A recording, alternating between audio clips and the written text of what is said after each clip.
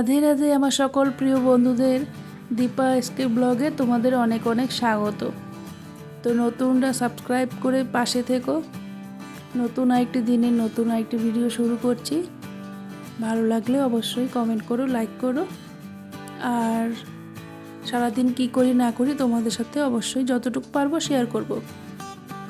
তো সকালে উঠেই কান টান দিয়ে যাতে ঠান্ডা না ঢুকে সেই ব্যবস্থাও করে নিয়েছি। অনেক সকালেই উঠেছি, 6টা বাজে। তো অনেকগুলো বাসন টাসন ছিল, কাজকর্ম থাকলে না আর মানে কতক্ষণে করবো, ঘুমও পায় না, তখন পরিষ্কার করতে হবে। তো চলো যাই হোক। আর হ্যাঁ, আমরা কিন্তু ঠাকুরের কথা শুনতে অনেকের ভালো লাগে, অনেকের লাগে না, বেশিরভাগই ভালো লাগে হয়তো। কথা শুনতে বা সৎসঙ্গে যেতে আমাদের অনেকের ভালো লাগে। তো আর সেটা শোনাও ভালো, মনের মধ্যে একটা পজিটিভ জিনিস সবসময় থাকে। সবসময় যদি ঠাকুরের কথা শোনো, ঠাকুরের বাণী শুনে তুমি সেইভাবে চলার চেষ্টা করো, দেখবে ভালো হবে ছাড়া খারাপ হবে না। তো চলো, শ্রীকৃষ্ণের বাণী আমি ভাবছি একটা করে হলেও একটা দুটো যেরকম পারি আমি তোমাদের সাথে শেয়ার করব প্রত্যেক দিন।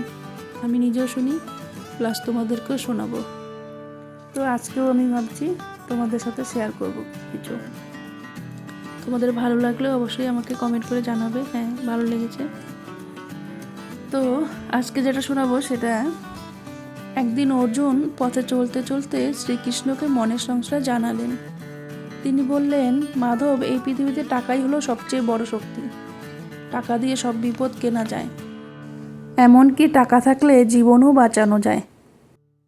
শ্রীকৃষ্ণ হাসলেন এবং বললেন, চলো পার্থ, আজ আমরা দেখব টাকা মানুষকে বাঁচায় নাকি টাকা ডোবার কারণ হয়।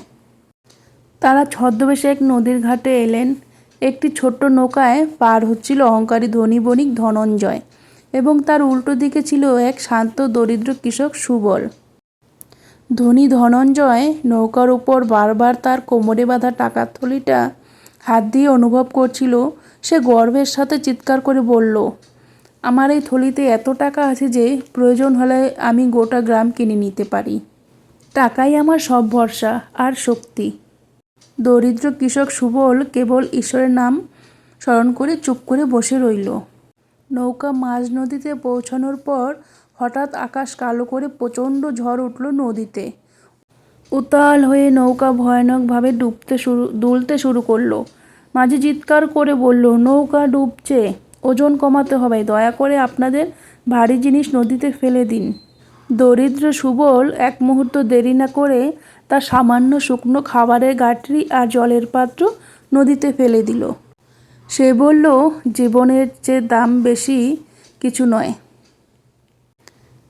কিন্তু ধনী ধনঞ্জয় তার টাকার থলিটা বুকের কাছে শক্ত করে চেপে ধরল। সে মাঝিকে বলল, আমি আরও অনেক টাকা দেব, তবু ওই থলিটা ফেলবো না। সে লোভের বশে টাকাকে জীবনের মূল্যবান মনে করল। কিন্তু ধনঞ্জয়ের লোভ তাকে রক্ষা করল না। তার জেদের কারণে এই নৌকা উল্টে গেল। অর্জুন দেখলেন সুবল হালকা থাকায় সহজেই সাঁতার কাটতে শুরু করেছে, কিন্তু ধনঞ্জয় ডুবতে লাগলো। তার সেই ভারী টাকার থলিটা যেন হাতল হয়ে তাকে জলের নিচে নামাতে লাগলো। যে টাকা তাকে বাঁচানোর কথা ছিল, সেই টাকা অতিরিক্ত ওজনেই তার মৃত্যুর কারণ হয়ে দাঁড়ালো। অর্জুন এই দৃশ্য দেখে ভয় পেয়ে গেলেন। অর্জুন দ্রুত ধনঞ্জয়ের কাছে পৌঁছালেন। দেখলেন ধনঞ্জয় টাকার থলি হাত ছাড়তে পারছে না। অর্জুন জোর করে থলি কেটে নদীতে ফেলে দিলেন। ভারমুক্ত হয়ে ধনঞ্জয় প্রাণে বাঁচল, কিন্তু তীরে উঠে সে টাকার জন্য কাঁদতে লাগলো। শ্রীকৃষ্ণ বললেন, পার্থ, টাকা জীবন চালানোর জন্য খুব দরকারি, কিন্তু যখন টাকার প্রতি মানুষের লোভ জন্মায়, তখন সেই লোভ আর টাকার আসক্তি তাকে ডুবিয়ে মারে। টাকাকে ব্যবহার করো, কিন্তু তাকে হৃদয়ে জায়গা দিও না, কারণ হৃদয়ে জায়গা কেবল ভালোবাসার জন্য, টাকার জন্য নয়। তো তোমাদের কেমন লাগলো অবশ্যই জানাবে, আর ভালো লাগলে একটা লাইক করে দেবে অবশ্যই। অনেক সময় আমরা জীবনে অনেক মানুষকে এমন বলতে শুনে থাকি যে আমি অসফল হয়েছি, কারণ আমার সময় ভালো যাচ্ছিল না। আমি জিনিসটা লাভ করতে চাইছিলাম কিন্তু করতে পারলাম না, কারণ আমার সময়টা ভালো যাচ্ছিল না। আমি আমার জীবনে ওই মহান কাজটি করতে চাইছিলাম, কিন্তু করতে পারলাম না। কেন? কারণ আমার সময়টা ভালো যাচ্ছিল না। কিন্তু যে মুহূর্ত ভালো সময় আসবে আমার জীবনে, আমি সব কিছু প্রাপ্ত করব, এমন প্রত্যেকেই বলে।